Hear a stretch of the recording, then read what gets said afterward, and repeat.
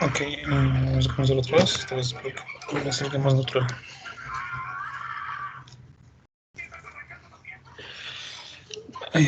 Ok, ahora sí, espero que me salga un poco mejor que hace rato. Muy buenas tardes, soy Jorge Solís, de la carrera de Sistemas de la Universidad Privada Domingo Sabio. Esta es la materia de seguridad informática 1 y estoy pasando lo que es desde La Paz, ¿no? Vamos a comenzar con esta exposición del tema que me toca y empezamos compartiendo pantalla.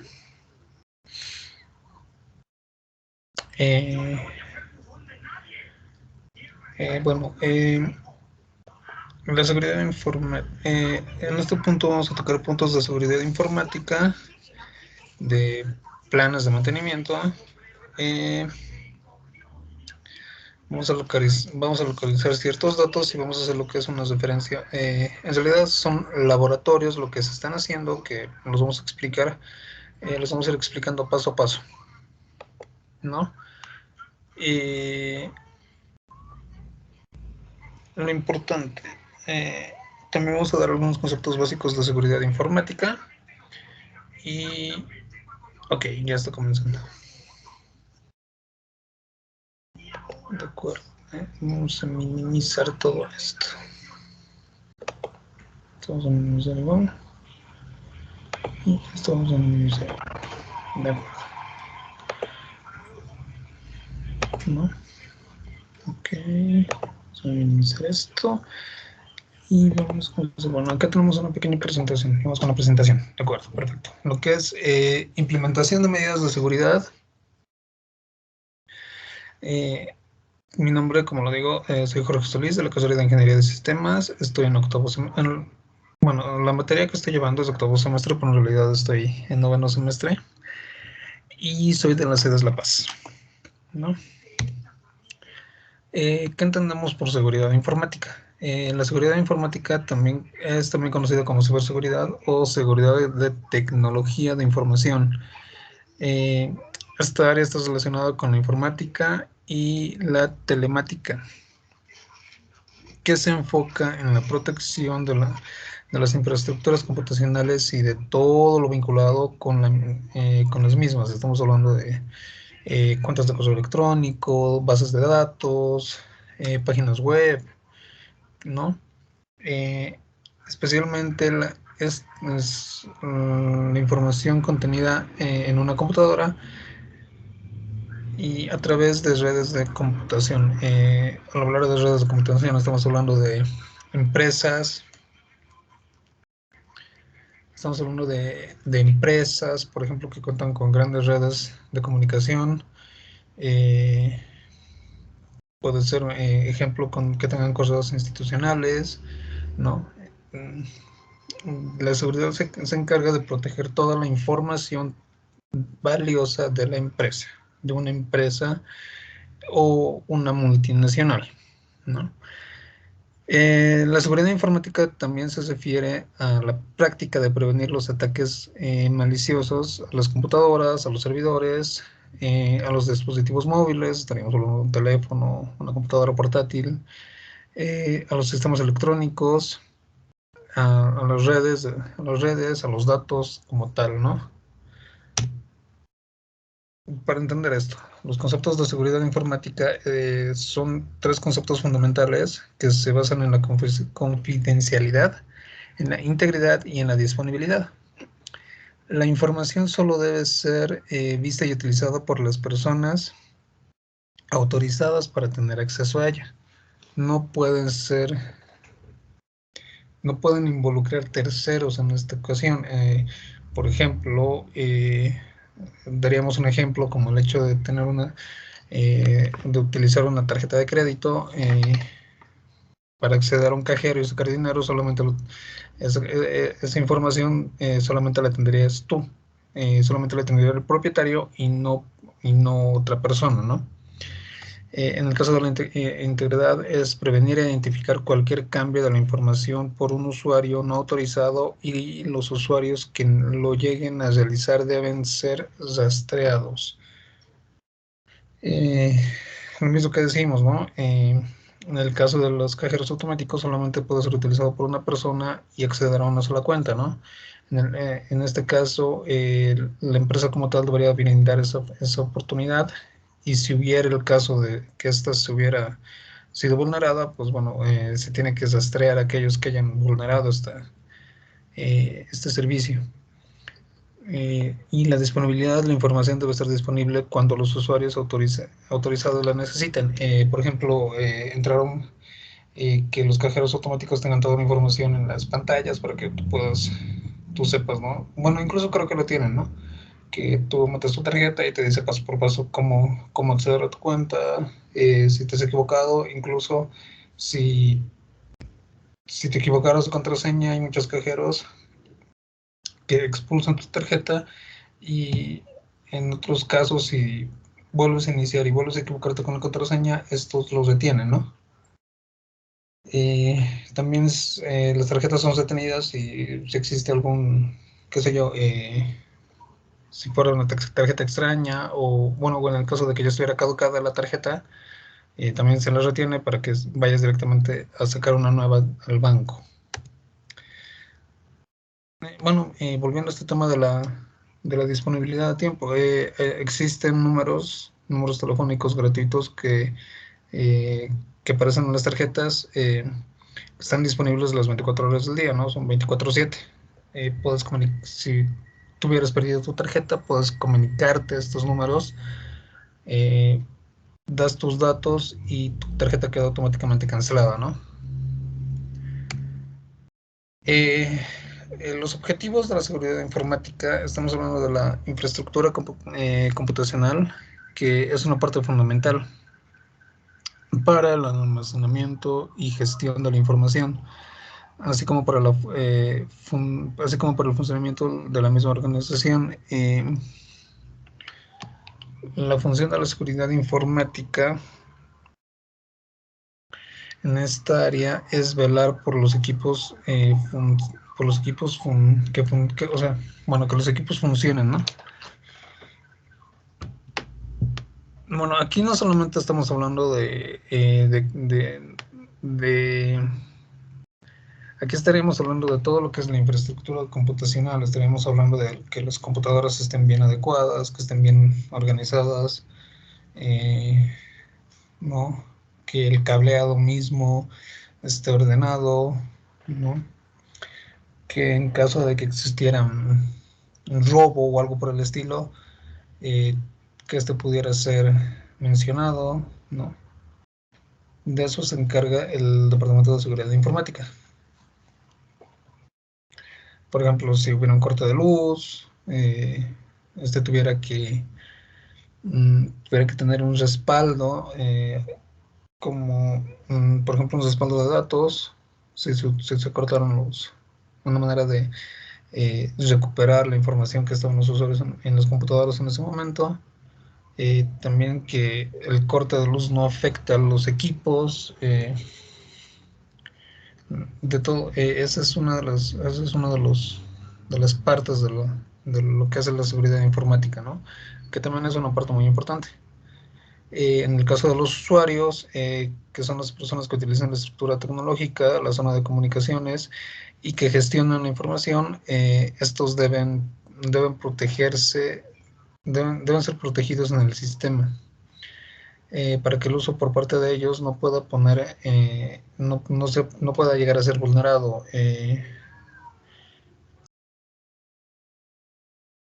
Como, por ejemplo, que para salvaguardar a por ejemplo, para salvaguardar a los usuarios, a las personas de una empresa, se les debe poder brindar todo lo que es un adiestramiento para que puedan utilizar esto, ¿no? Para que puedan utilizar toda la infraestructura tecnológica. No, también tendrían que ser Sí, también tendrían que ser limitados, puesto que no pueden acceder, solamente pueden acceder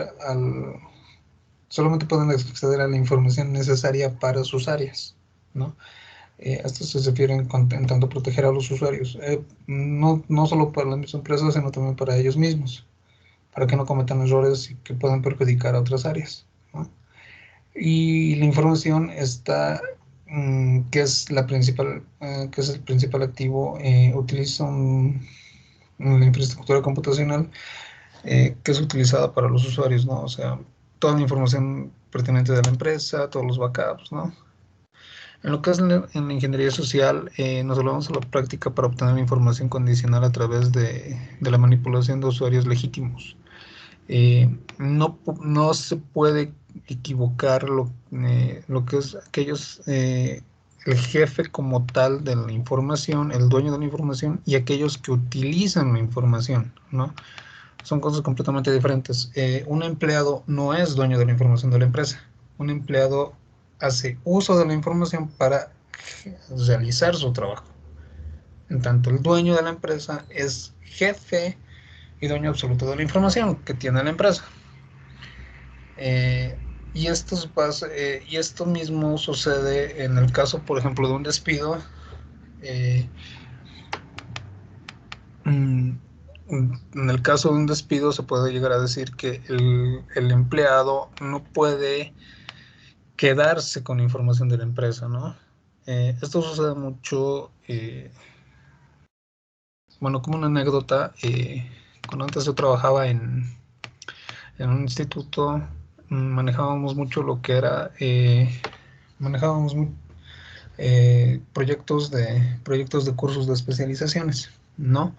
Entonces, cuando se despidió un docente que impartía la materia, había copiado todos los cursos y todo el material que nosotros teníamos y pues lo llevó a otra empresa y realizó los mismos cursos, ¿no? Realizó todo lo mismo. Eso no es nada ético para las personas, ¿no? Para las personas de una empresa. Eh, Esa es una manera de proteger a la empresa, ¿no? Es por eso que los sistemas deben ser protegidos, que por ejemplo que no se puedan ingresar USBs a una computadora sin permiso, que los correos solamente sean internos entre la empresa, ¿no? Eh, los tipos de amenaza. Existe infinidad, bueno, la verdad es que existen varios tipos de amenaza, no podremos catalogarlos, ¿no? Porque son muchísimos. Hoy por hoy existieron muchos casos de vulneración a empresas, eh, de amenazas, pues de virus, ¿no? Que antes, por ejemplo, se solicitaba a los usuarios que antes un usuario podía hacer correr un virus en la empresa. Hoy por hoy ya no. Existen virus que una vez que ingresan a las computadoras son activados automáticamente.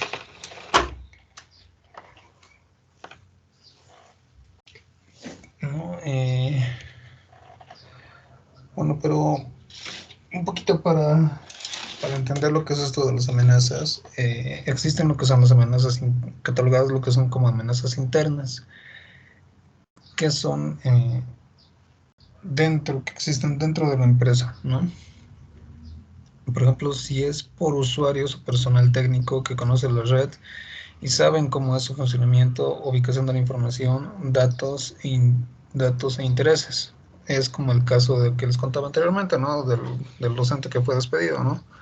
Que tenía el conocimiento de dónde estaba la información, cómo acceder a la base de datos y pues no dudó en robar esa información, porque prácticamente es un robo, ¿no? Además tienen un nivel de acceso a la red, por la misma necesidad de trabajo, lo que les permite el mínimo movimiento, ¿no? Claro, pues el sistema de prevención de intrusos, que son firewalls, son mecanismos no efectivos en amenazas internas por no estar. Habitualmente son orientados al tráfico interno, que el ataque sea interno no tiene que ser exclusivamente por personas ajenas a la red. Eh, Podría ser por vulnerabilidades que permiten acceder a la red directamente. Sujetos accesibles, redes inalámbricas. Ya. Muchas de las empresas cuentan con una red Wi-Fi, ¿no? Y a veces, qué sé yo, por compartir la señal, muchos empleados comparten la contraseña de la red Wi-Fi, ¿no? Eh, Incluso, bueno, en algunos casos a sus clientes, ¿no? En compra y venta comparten para que estén conectados mientras hacen alguna presentación de ventas, les comparten, ¿no? Y pues esto también puede llegar a ser una vulneración en la red de datos, puesto que estas personas, por ejemplo, no tienen las mismas restricciones que tienen las personas de la empresa, ¿no? Y bueno, amenazas externas son aquellas amenazas que se originan fuera de la red al no tener información certera de la red. Una amenaza externa, es por ejemplo cuando un virus externo puede ser ingresa por medio de un correo electrónico a una red y este tiene que ser activado por un personal de la empresa. No, no conoce lo que es la red, no conoce el motivo, no sabe lo que es el dato, simplemente una vez que es activado y empieza a correr el virus es cuando empieza a conocer a la empresa, ¿no? Esa es más o menos la idea de una amenaza externa, ¿no? Existen varios, la verdad. Un ataque tiene que realizarse ciertos pasos para poder conectarse con buscar la manera de atacarla, ¿no? Bueno, como lo digo, no tiene que, una vez que el virus empieza, lo primero que hace es conocer la red y luego posteriormente la ataca, ¿no? Claro que esto no tarda, pues este conocimiento de la red no tarda más de, qué sé yo, 5 o 10 minutos, ¿no? Existen virus que incluso en 30 segundos pueden llegar a conocer toda la red, ¿no? Eh, y bueno, comenzando con los laboratorios, con las prácticas, con la práctica para la creación de contraseña segura. Vamos a comenzar con esto que es primero no, el conocimiento de una persona en la red. En este caso vamos a utilizar eh,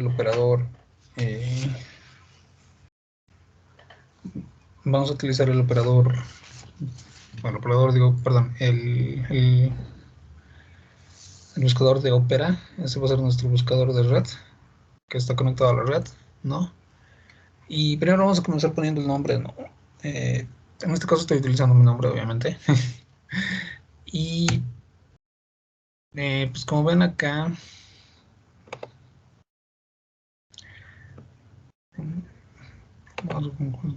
bueno, a primera vista lo único que sale es mi canal de YouTube. Es el canal de YouTube que yo tengo, ¿no? Es el único que sale. Luego, bueno, me parece que aquí hay otro de Bolivia, ¿no? Y como ven, ingresando, pues ya aquí estoy yo todo feo. No, mis canales, mis redes, todo esto. No. Eh, ingresando desde otro dispositivo, pues también pasaba lo mismo, solamente aparecía un canal de YouTube, ¿no? Y desde el celular también. Eh, Esto es interesante porque esta cuenta de YouTube, por ejemplo, está vinculada a lo que son las redes de Gmail, que es de Google, no las cuentas de Google. No obstante, por ejemplo, Facebook no está vinculado a mi cuenta de Gmail ni de Google, y es por eso que no siempre todas estas búsquedas personales aparecen en primera línea, sino que siempre aparecen las características de todas las vinculaciones de Gmail y Google, y posteriormente se aparecen de Facebook, ¿no? Ok, y continuando con la práctica, vamos a hablar lo que es un poquito los datos hash, que de hecho es un programa, lo vamos a ver ahora, que es un programa que encripta lo que son las contraseñas, ¿no? Por ejemplo, hash en inglés conocido es un híbrido de función que convierte uno o varios elementos de entrada de una función en otro elemento, ¿no? También se la conoce como función de extracto. Una función hash o h es una función computable que se maneja mediante algoritmos, algoritmos tal que, por ejemplo, HU es igual, bueno, esta es una flechita, no me salió igual, y X es la variante de H. La función de hash tiene como entrada un conjunto de elementos que suelen ser cadenas y los convierte en un rango de salida finito, normalmente cadenas de longitud fija. ¿No? Por ejemplo aquí, ¿no? ¿Esto qué hace? Esto sirve para la protección, tanto de protección informática como como la de transformación de la información.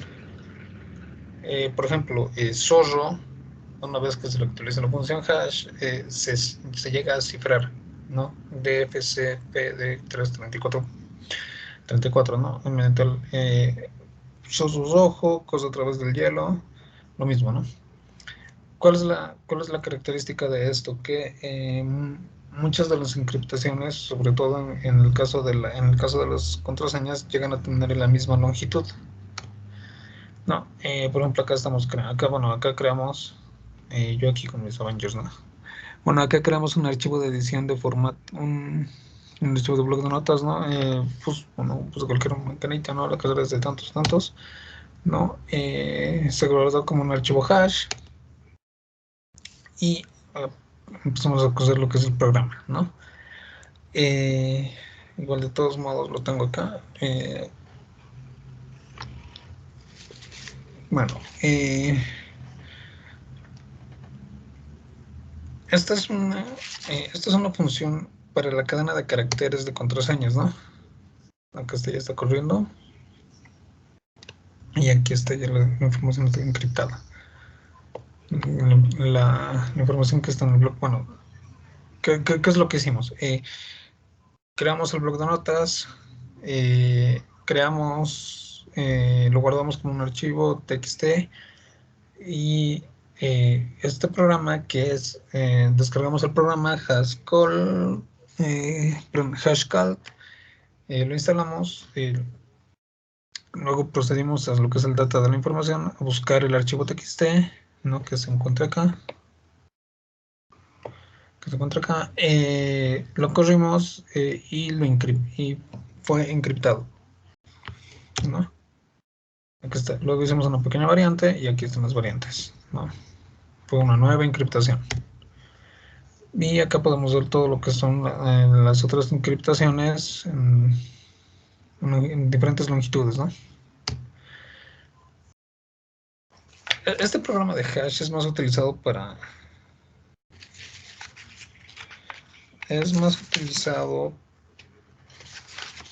contraseñas, para cifrar y diagnosticar contraseñas.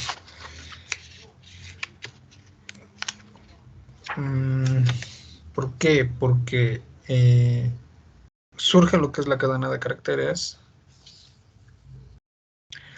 encripta los datos y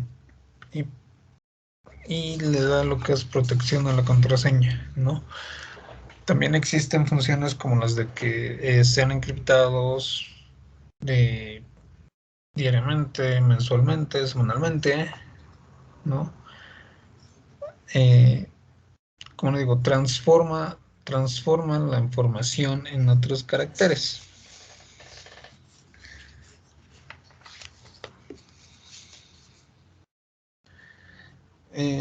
Bueno, continuando con lo que es el laboratorio.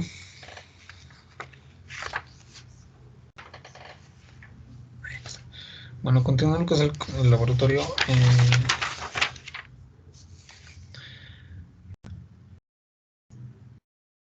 Contraseñas. En el caso de las contraseñas, lo que la seguridad te dice es que no ser predecible con tus contraseñas, ¿no? Por ejemplo, no utilizar palabras comunes, o si vas a utilizar una palabra común, agregarle algún signo o un número, ¿no? Estas no tienen que ser descifradas con facilidad por terceros. Por ejemplo, esto pasa, por ejemplo, con mamás, ¿no? Que ponen el nombre de sus hijos como contraseñas, ¿no? Esto, que es algo común, o el nombre de tus mascotas, el nombre de un perro, ¿no? Que también es algo común, ¿no? Un programa no puede adivinar la contraseña. Como le digo, las contraseñas deben ser para que un programa le dificulte adivinar la contraseña, se tienen que utilizar signos como la barra, baja, signo de interrogación, igual signos matemáticos, ¿no? Estos son fáciles de, ¿no? Estos son fáciles de, bueno, estos signos no son fáciles, mejor dicho, de descifrarse, ¿no? Otro contexto, que la contraseña debe tener 8 caracteres. Esto lo hace que sea más difícil de ser reconocido, ¿no? Otras características, que siempre tenga una mayúscula, ¿no? Por ejemplo, acá generamos una contraseña, ¿no? Entramos en el generator, ¿no? Y tenemos esta contraseñita de acá, ¿no? Que, bueno, como ven, ¿no? O sea, tiene mayúsculas, tiene minúsculas, tiene números, signos, letras, ¿no? Es toda una mezcolanza. Acá nos pasa lo mismo, no es fácil de recordar, ¿no? Y pues acá no. Bueno, ya. Ok, esto es otro punto. Ok.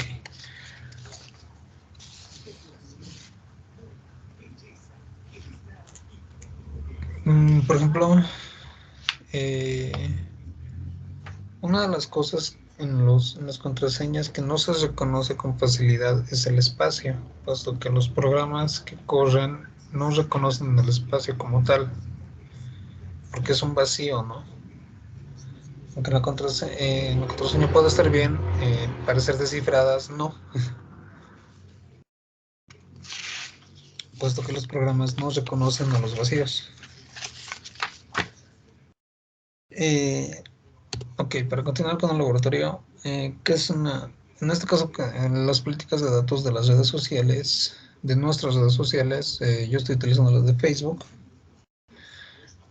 ¿Por qué Facebook y no otro? Bueno, en el caso de nosotros, las políticas de Facebook, de Twitter, no, corrijo, Facebook, Instagram, WhatsApp,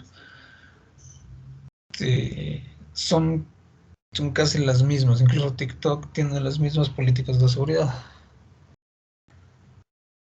Esto ha ido evolucionando con el tiempo, ¿no? O sea, al principio,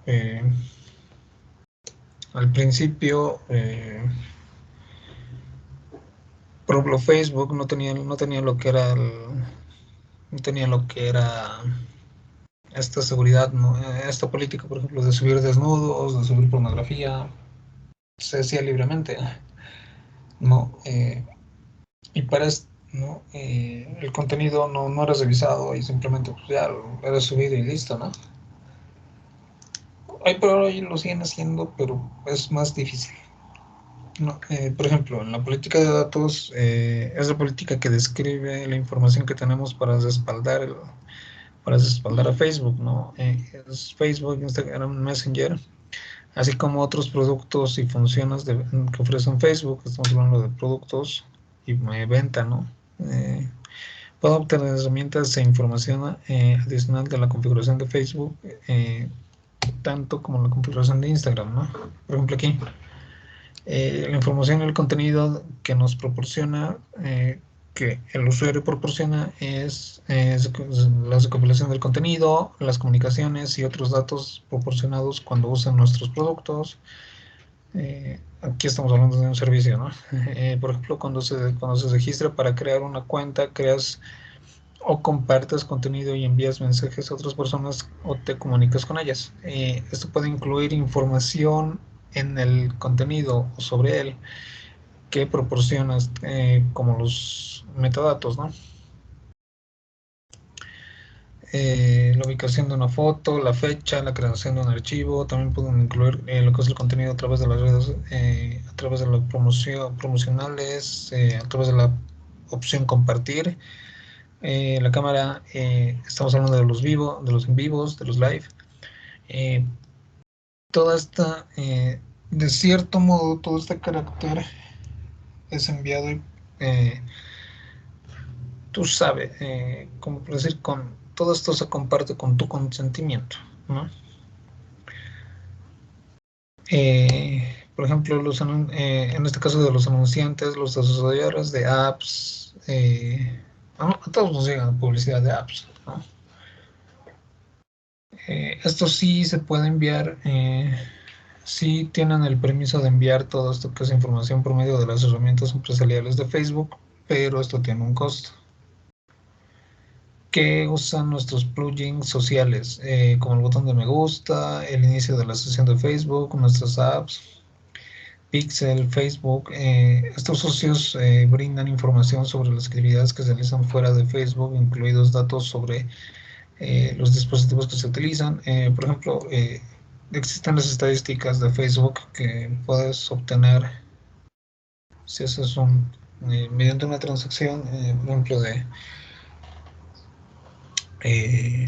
por ejemplo, de si se conectan más de teléfonos o de computadoras, ¿no? Otra estadística, por ejemplo, está en qué le dan más me gusta, si a perros o a gatos, ¿no? Este tipo de estadísticas maneja Facebook y puede llegar a ser compartida. O por ejemplo, qué TikToker, qué usuario de Facebook tiene más me gustas y qué usuario de Facebook no. Este tipo de información puede ser, sí, lo proporciona Facebook, pero es mediante un costo, no es tan así, ¿no? Eh, bueno, vamos a pasar con los respaldos. Eh, por ejemplo, los respaldos,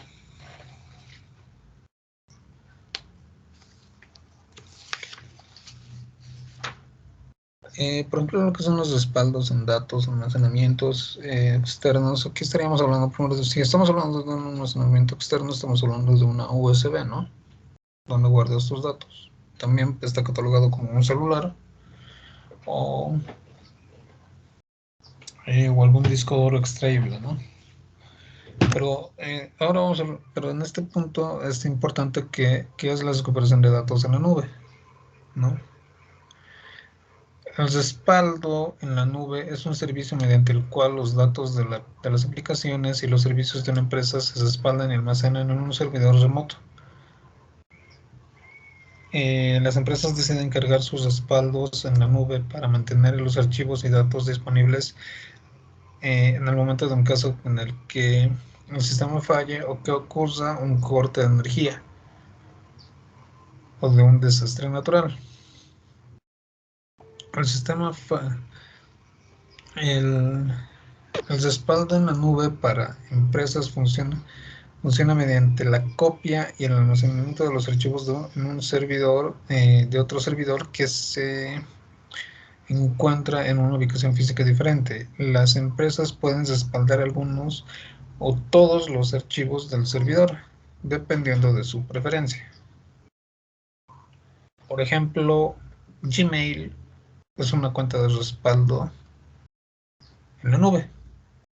Si ustedes se dan cuenta, o si ustedes alguna vez han dado cuenta, o, por ejemplo, cuando tú sacas una foto y de tu celular, esta foto se guarda en una carpetita, que es DCIM o DCIN, no lo recuerdo. Esta carpetita guarda todos los archivos y automáticamente carga esa foto a la red, a tu cuenta de Gmail, a tu cuenta de nube, que se crea cuando creas, ¿no?, tu cuenta de Gmail.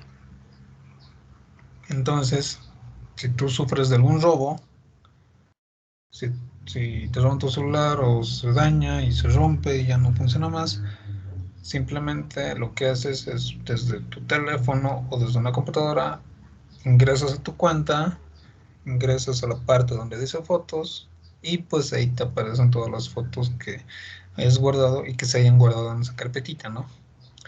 Ese es, por ejemplo, un ejemplo de respaldo en la nube.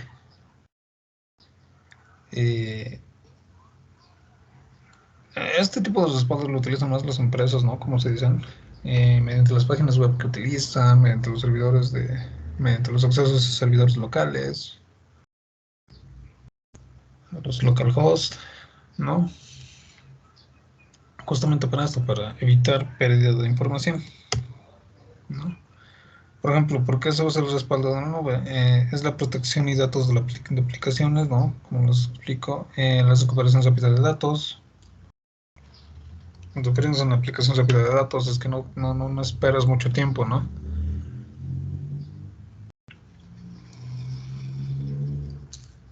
Es recuperación confiable en caso de un desastre.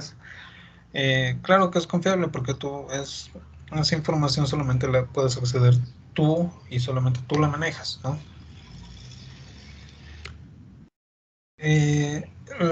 Todos se utiliza lo que es el Rackspace, ¿no?, que es un acceso sencillo. Los clientes pueden programar, administrar y restaurar sus datos y aplicaciones a través de un panel de control en un menú de fácil de usar o una app. El almacenamiento es rentable, puesto que nuestros servicios de comprensión y de duplicación pueden reducir sus costos de almacenamiento en un 95% en comparación con los respaldos sin comprimir.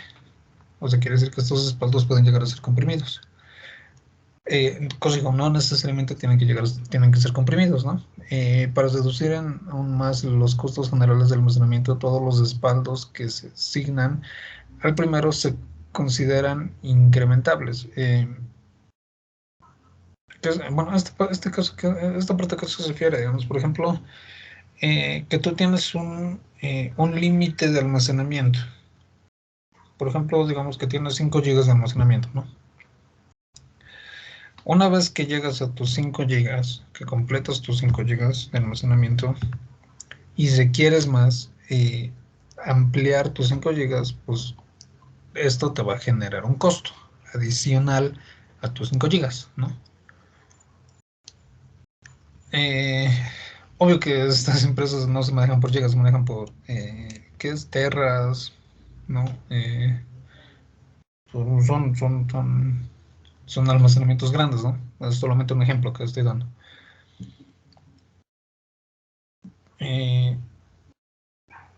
Estos incrementos son escalables y se manejan mediante una pequeña fórmula de costos, que es costo por espacio, ¿no? Que es el costo total, que es un costo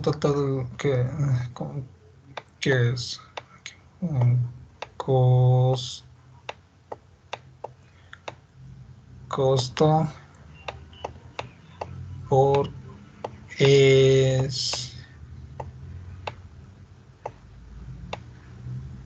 bueno, algo así es, por espacio. Ajá. Yo sí que no sirvo para manejar el mouse así. Bueno, es costo por espacio adicional, ¿no? Que es el costo fijo, por el costo determinado. Corrijo, que es el costo fijo por, se depura que es lo que es la regla de 3, ¿no? Que es el costo fijo por el espacio adicional. No, y esto sería el igual. ¿No? Que esto es un entonces, digamos, de lo que tú pagas, se genera el costo, que es el costo fijo. Se determina cuánto espacio tiene, cuánto espacio más vas a adicionar, eso se lo prorratea y se lo igual, ¿no? Por ejemplo, digamos, si de 5 GB pagabas 50 y estás adicionando un espacio, estaríamos y en tu plan es de 50, entonces en tu plan es de 5, entonces 5 por 1 aumentarías 1 más, ¿no? Y ya no pagarías 50, pagarías 60 o 70, ¿no? Ok, esto codifica, utilizamos las condiciones de nivel corporativo para proteger sus datos antes de que salgan al servidor, que sean codificados durante el almacenamiento. Hay solo una persona que conoce la clave para decodificar estos datos. Para estos respaldos en la nube y para esto, es aconsejable que solamente una sola cuenta pueda recuperar esta información. ¿Por qué? Porque no estamos hablando de esto, ¿no? Una sola persona que conoce la clave, ¿no? Porque si varias personas conocen, si varias personas conocen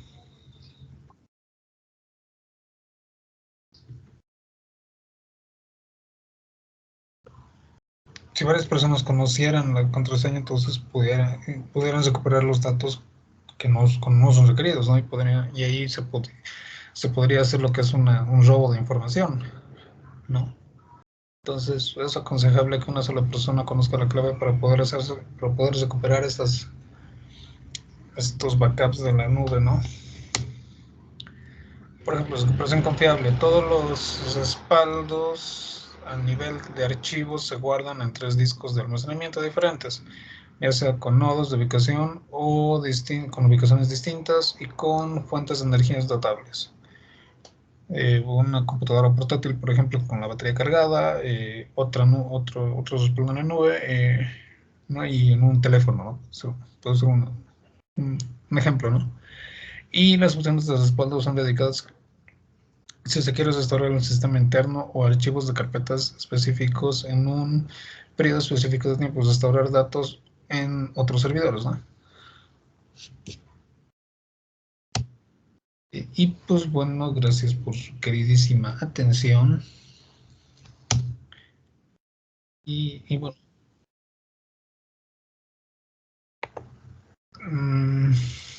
por ejemplo, bueno, acá está, ¿no? La encriptación en HAL class. ¿No? Aquí está también mi archivo, ¿no? Para que lo vean. Incluso ahora que le hice unos cuantos cambios, lo podemos ver y miren, podemos calcular. Y ven, ha tenido cambios. ¿No? Y acá les quería mostrar un ratico lo que antes de continuar quería mostrarles todas las políticas de seguridad de Facebook, que son bastantes, un poquito, ¿no? Cómo somos la información, por ejemplo, lo que les decía de las estadísticas informáticas, eso lo dice acá. Información de dispositivos y productos en Facebook, bla, bla, bla, ¿no? Es conocimiento fácil. Cabe decir que nosotros, como cuando abrimos una cuenta de Facebook, o cuando abrimos alguna cuenta y le damos acepto las condiciones en todas esas hojas que tiene ahí, pues lo asocia, o como digo, o sea, ahí te dice que tu información va a ser utilizada con propósitos de comercio, y pues nosotros le damos a aceptar sin ningún pero, ¿no? Así que, pues en parte también es un cacho, también es nuestra idea, ¿no? no que digo nuestra culpa. No queremos compartir. Ok, pues bueno, eso. Pues bueno, eso sería todo en cuanto a la explicación del laboratorio de esta primera de implementación de medidas de seguridad.